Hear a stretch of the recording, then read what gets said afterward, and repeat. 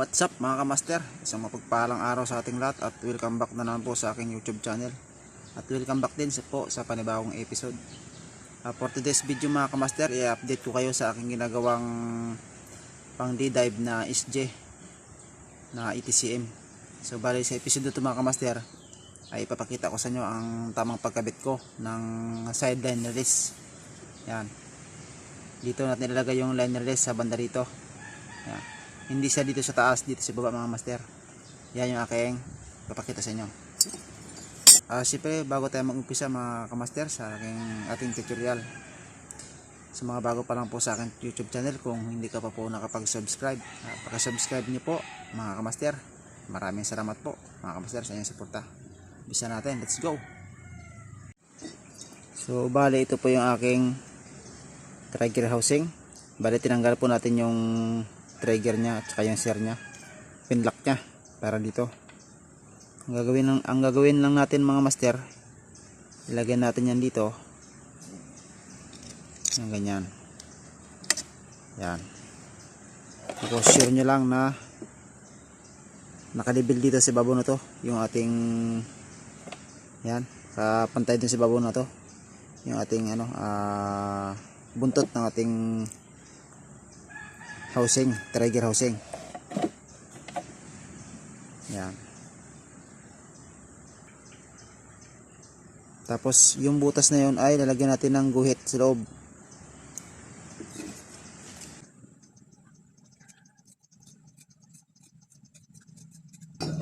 So ito na mga kamaster, bali bubutasan naman natin yan. Yan, para patagos dito. Yan, dito siya, hanggang dito lang siya mga kamaster.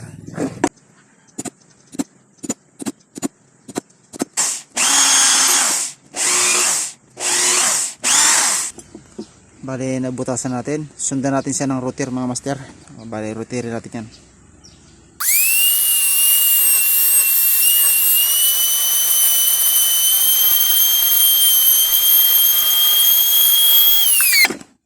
So yan mga kamaster, bali kunti na lang para tumagos dito sa kabilang side. Ito lang ang kabilang side ng ating bubutasan, hindi siya tatagos dito. Dito lang. Bali adjust natin ito mga kamaster para matapos na tayo dito sa pagbutas.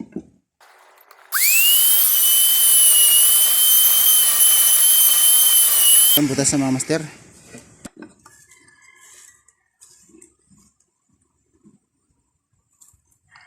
Ayan mga master, sakto-sakto. Sakto-sakto na.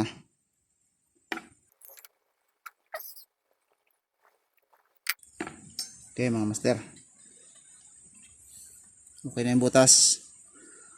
Mag-a-adjust lang tayo dito kung bitin yung ating higa ng ating line release. So bali magbubukas pa tayo dito ng konti mga kamaster, dito hanggang dito.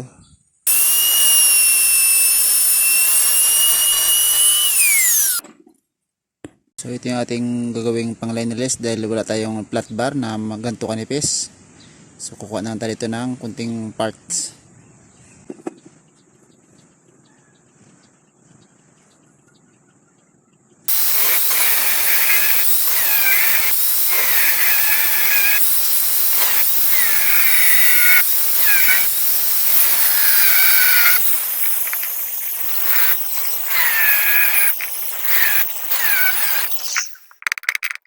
Ito na mga kamaster, bali itutiwid lang natin to. Ito yung nagpa-curve. So ito na mga kamaster, bali nakatapos na tayo. Bali lilinisin natin to mga kamaster, itong matatalas. Yan. Tapos medyo ipatulis natin ito ng konti, medyo pasarkpin ang forma itong dulo.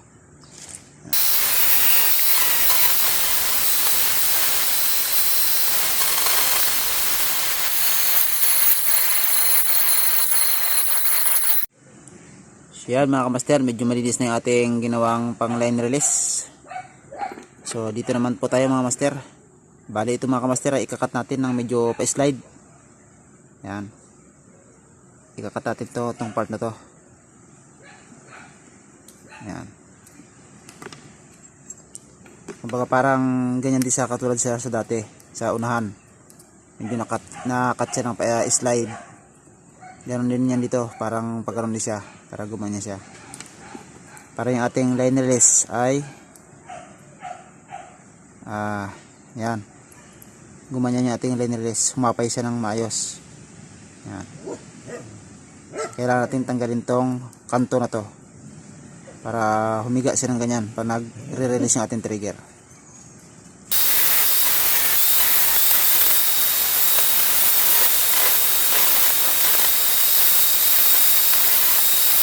So yan mga kamaster,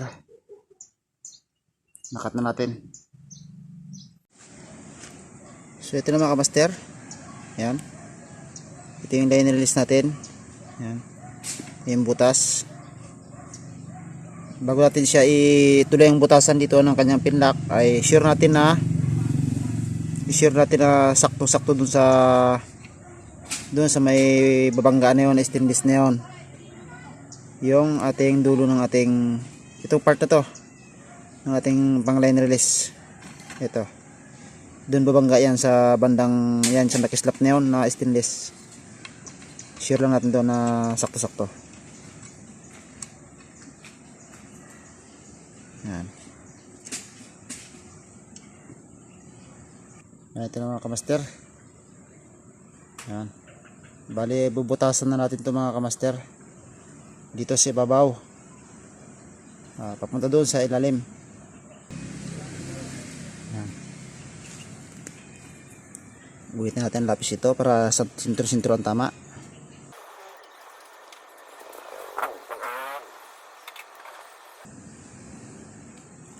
Yan. Bali dito mga kamaster, butasan dito.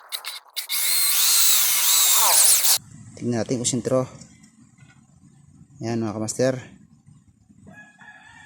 medyo sintro yung butas. Tuluyan natin butasan to.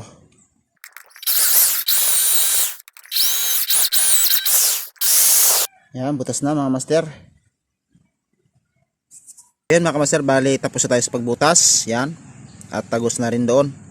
Yan, bali itong mga mansa-mansanan ay hindi pa tayo tapos sa pagliliha o pagpapakinis ito, kaya inuna muna natin yung pag sit up ng kanyang line release. So ito na pala yung line release niya mga kamaster. Yan, bali mas pinatulis ko pa yung dulo, mas kinat ko pa ng bahagya dito para medyo tumulis. Yan. At itong trigger natin mga master ay hindi pa rin talaga ito nakapix, yung kanyang mga pinlock kung makikita nyo. Ayan o, nahuhugot pa rin siya kasi maglalagay pa ako doon ng washer sa magkabilang side. Ganoon din sa trigger, magkabilang side maglalagay ako ng washer kasi medyo luwag siya mga master o. Ayan, luwag siya. So yan mga master, at ito pala yung magiging pin niya. Ito yung rayos ng bansay ng rims ng mga motor. Ayan, yan yung sakto dito. Ayan o. Yan. Sige, subukan natin muna ng i-set up to mga kamaster kung ano mangyayari sa ating ginawa ngayon na pagka-set up. Yan. Yan, so nakasalpak na. So ikakabit natin tong pinlock. Yan mga master, nakabit na. First time ko lang kasi gumawa nito mga kamaster, kaya hindi ko pa talaga masyadong makuha, pero balang araw mga master makukuha natin yan. Ikabit natin tong line release. Yan pala paglagay niya mga master, ito ang purma niya yan. Yan.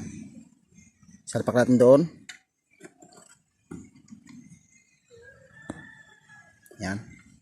Tapos i-ready natin tong pinlock. Sure lang natin na sakto dito sa butas natin ito. Yan butas na nilagay natin yan. Yan. Salpak natin dito. Yan o. So maganda rin yung hapay ng ating pag pinakinis natin ito mga kamaster at ginglihan na natin to at makinis na siya, kusa nang dudulas yung ating dynemalay natin dyan kapag nag-release na yung ating trigger. So ito palang dinisenyo ko na ito mga kamaster, kahit hindi mo na siya isalpak ng todo yung ating shop doon, dito mo na lang siya paganahin, kusa na maglalak yung ating trigger. Katulad dito, panoorin nyo mga master, itutulak ko lang ng patras to papunta doon. Watch this. Yan o mga master o. So yung ating line release ay nakakagat na. Ayan o. Yan, subukan natin yung kalabitin. Yan, oh, yan. Tapos, yan.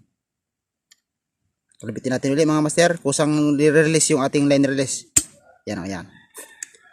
Yan talaga, itong kanyang distansya na ito mga master, na kaya pa niya pa sanang mag-slide ng todo, ay yung bungee na lang hihila dyan, yung ating magiging bungee dito sa ating dulong part ng ating SG. Yung bungee, yung rubber na maigsi na may tensor, siya na yung hihila doon para dumulas na lang dito mga master. So ipakita ko na rin sa inyo mga kamaster ang pagkabit para ng ating shafting. Siya, kung makikita nyo mga kamaster ay ayan o.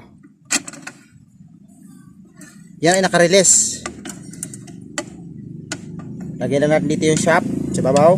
Yan sa guide na kanal. Yan. O, so mga kamaster, hindi siya naglalak. Itutulak ko lang siya ng ganyan. Tapos kakambiyuhin ko ng patras to. Yan.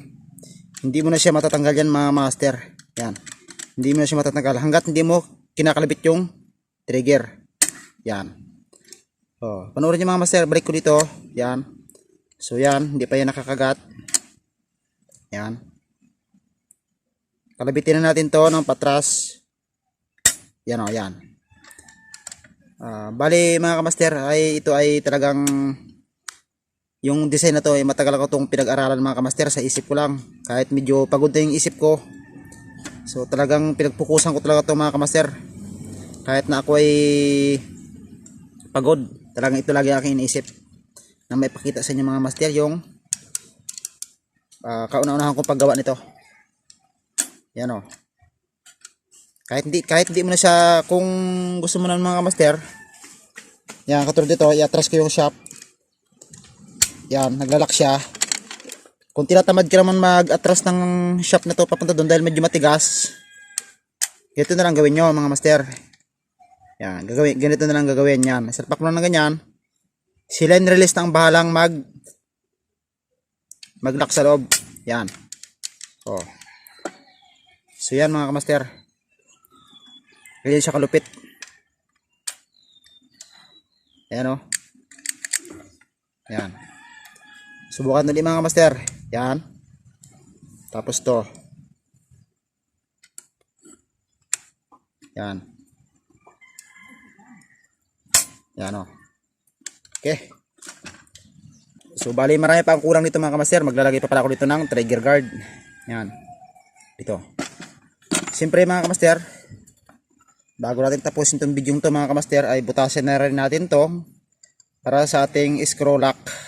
Yan. So ganito lang yung mga master. Siro natin na sintro. Yan. Tapos kunin natin yung screw lock. Yung ating screw lock. Ito. Parang bari na yung dulo. Yan. Flathead. Lagyan natin dito. Then higpitan na natin yan mga master. So ipapakita ko rin pala sa inyo mga kamaster to ang pag-set up nito mga kamaster kapag lalagyan ko na siya ng guma. So bali ang pinaplano ko dito mga kamaster ay varnish lang. Babarnisan ko lang siya para natural yung kulay ng ating wood. At dito naman sa bat mga kamaster ay hindi ko na ipapakita sa inyo ang paglagay ng rubber. So madali lang naman yung mga kamaster. Yung mga chinelas lang naman ginagamit ko dito. Tapos naka-epoxy lang siya sa ano. Tapos i-design nyo lang yung buntot ng, kung pwede rin cutter, pwede rin yung flap disc o cutting disc pang finish. Yan, at kabit na natin mga master para matapos na tayo dito. So yan mga master. Ito na. So yung trigger guard ng mga kamaster, madali na rin yun. At ipapakita ko na lang sa inyo sa pag binuo na to. Yan o. Okay na ating line release. Yan. O.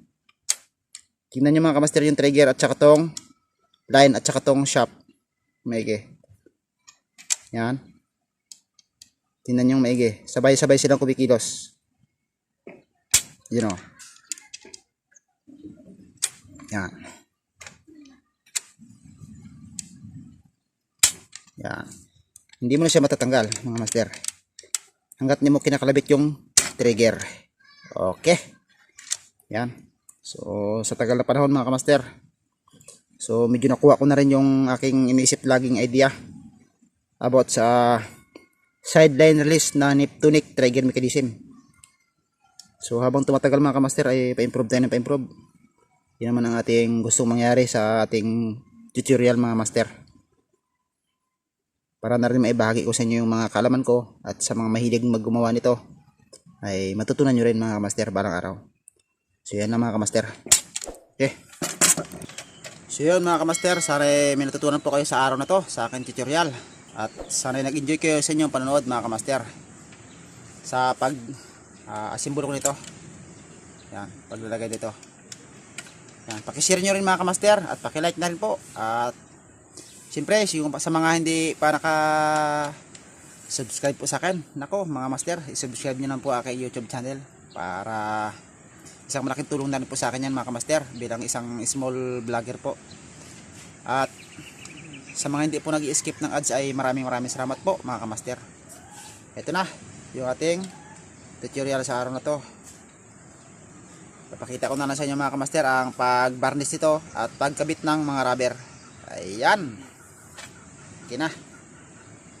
So hanggang dito na mga kamaster. Maraming salamat po sa inyong panood at sa walang sawa niyo pong suporta sa aking mga ina-upload na video. See you next episode mga kamaster at abangan nyo itong varnish natin at pag set up ng rubber. Kasama na rin doon yung pag test fire natin mga kamaster. Siyempre hindi tayo papayag na hindi natin maihuli agad to. Ayan. Ingat po palagi mga kamaster. Maraming salamat po sa inyong panonood. God bless to all.